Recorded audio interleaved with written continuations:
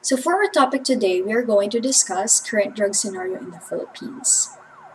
I know a lot of you have already heard about President Rodrigo Duterte's war on drugs, and we might have different opinions about it. That is why, class, after watching the several videos I've given you in your assignment, I wanted to hear from you by submitting your reaction video through Flipgrid. I'm looking forward to watching your videos so that I can also learn from you and hear from you. By the way, this presentation is prepared by yours truly. So today we are going to answer these questions. Number one, how many drug users are there in our country? Next, what are the most commonly abused drugs in the Philippines? What are the different government agencies? And lastly, what are the laws enacted to combat illegal drug use in the country? According to an international monitoring agency, drug monitoring agency rather, the International Narcotics Control Board, Philippines is listed as one of the countries in Southeast Asia where drug trafficking is growing in numbers. Poverty has become an increasing cause for this. Just to let you know, there are actually three transnational syndicates operating in this country, and these are Chinese, African, and Mexican Sinaloa drug cartels.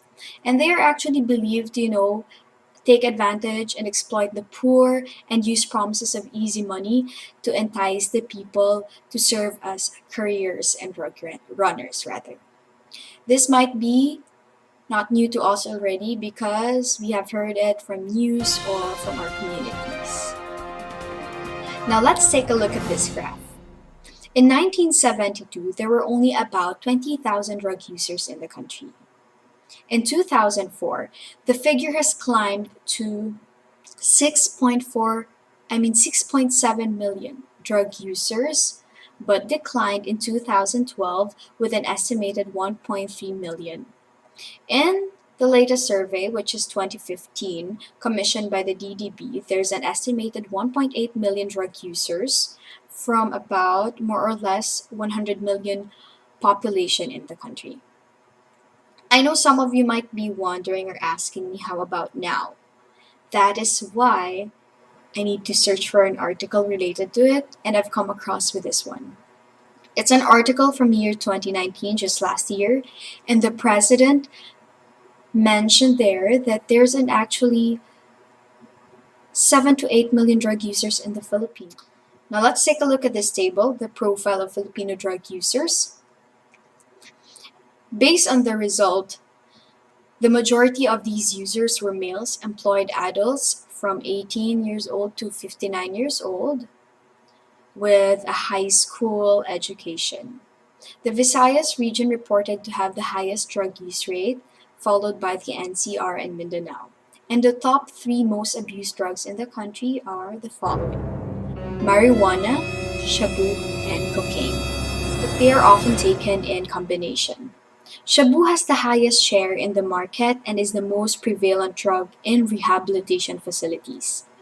Rehab is, by the way, one of the many solutions of the government in order to achieve the goal, which is drug-free community by the year 2022. In order to achieve that goal, or in order to help realize that goal, there's what we call wide legislative base, and this is very necessary. We have RA number 6425, otherwise known as the Dangerous Drugs Act of 1972, which was then later repealed and amended by RA number 9165, or the Comprehensive Dangerous Drug Act of 2002.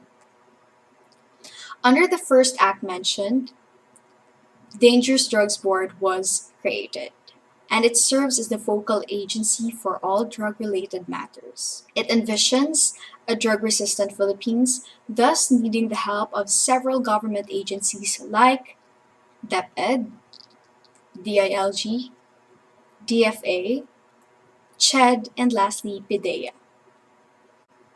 Now this time, or on the other hand, the Philippine Drug Enforcement Agency was created under RA number 9165. It serves as the main implementing arm of the Dangerous Drugs Board, and together with the PNP, or the Philippine National Police, the NBI, National Bureau of Investigation, they are all responsible for the efficient and effective enforcement of all provisions of the drug law. But in the battle against drugs, law enforcers cannot do this alone, right?